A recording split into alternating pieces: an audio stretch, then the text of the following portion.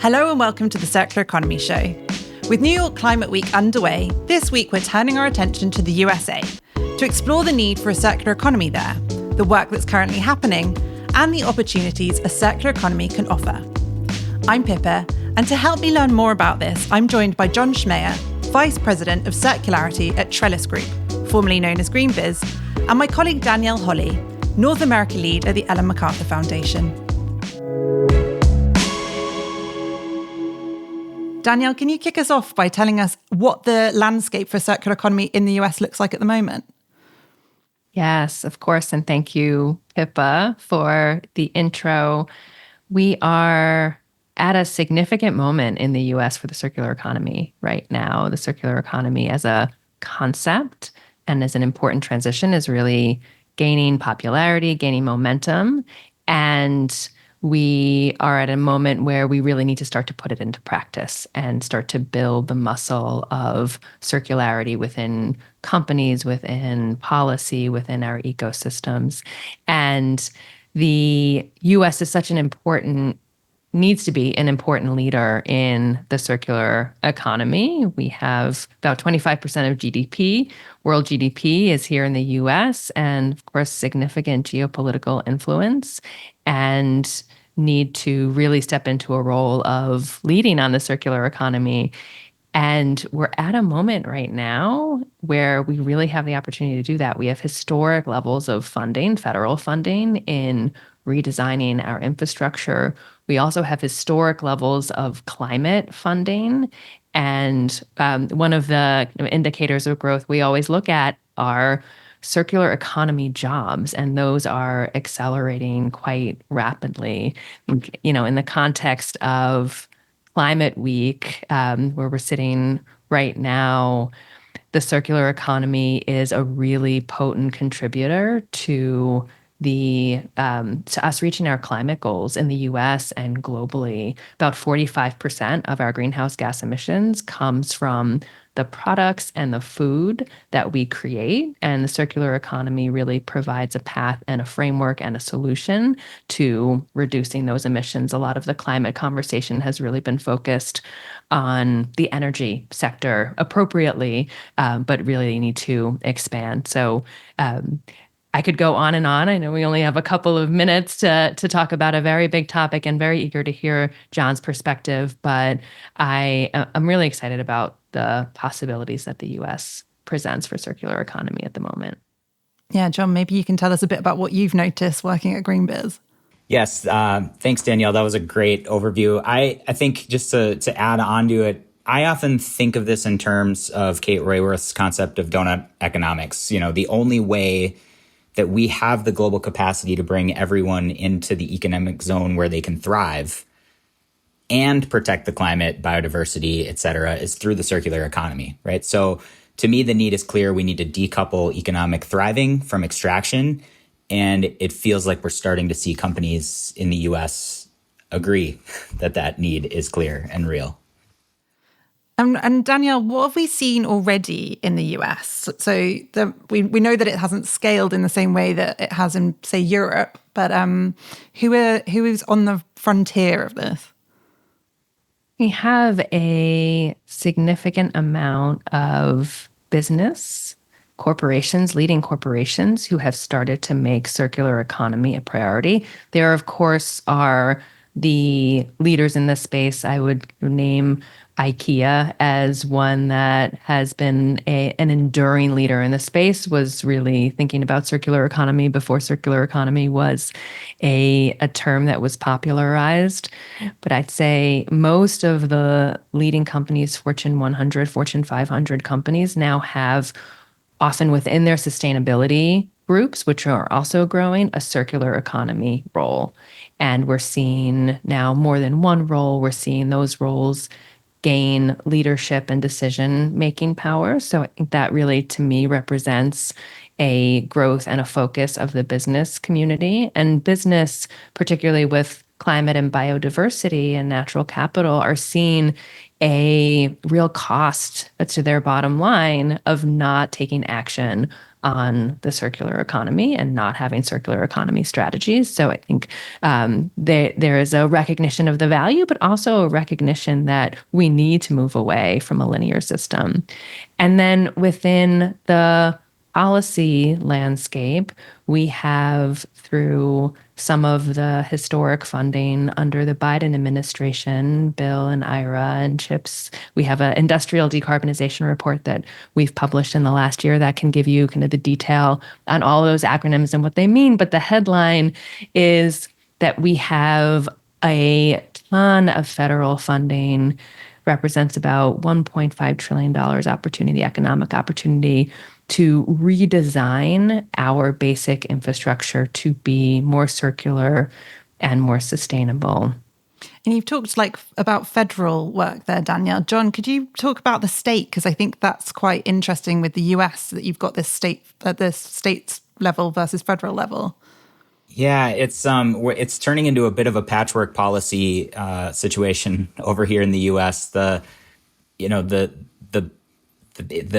policies that Danielle talked about are largely incentives, right? Financial incentives, but we are starting to see some disincentives for linear economy too.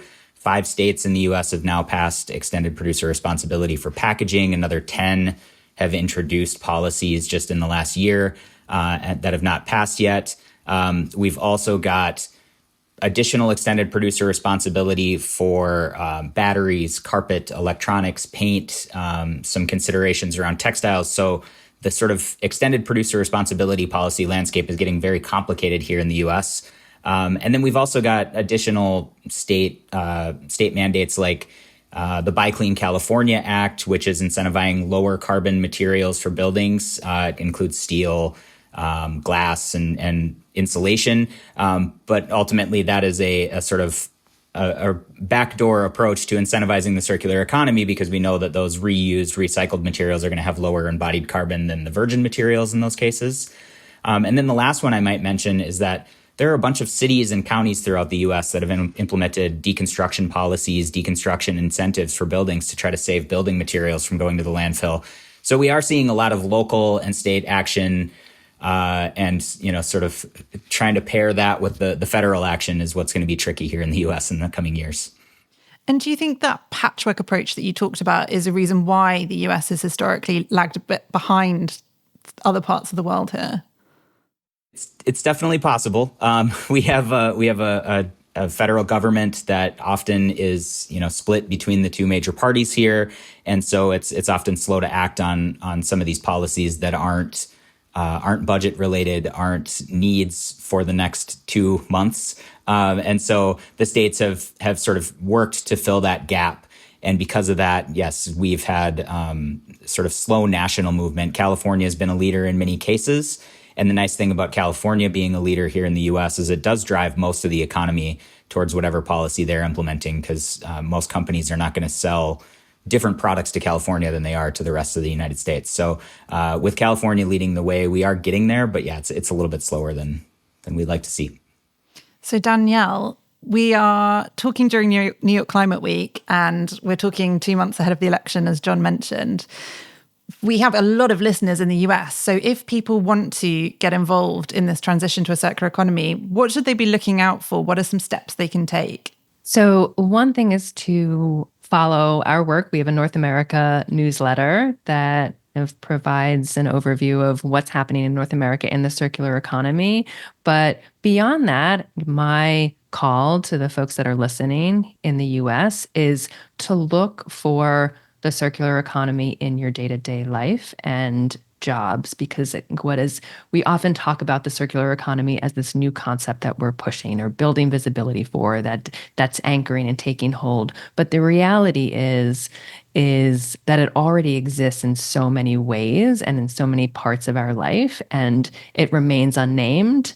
And the more that we can pull out the value of those practices that are already a part of our day-to-day life in work and at home, think the more that we'll be able to really make the circular economy a full systemic reality for us. Right now, we talk about it in what I call the ivory towers of the big cities, but there's a strong case for economic prosperity, both on the coast and in the heartlands in the States. It's really something that transcends political divisiveness. And I think that, to John's point, is part of why we've been slower in the US to really realize the circular economy, is because we have divisiveness and a backlash against all things environmental, social, and governance that really is a misnomer and a misunderstanding of the concepts and the practices that are underneath.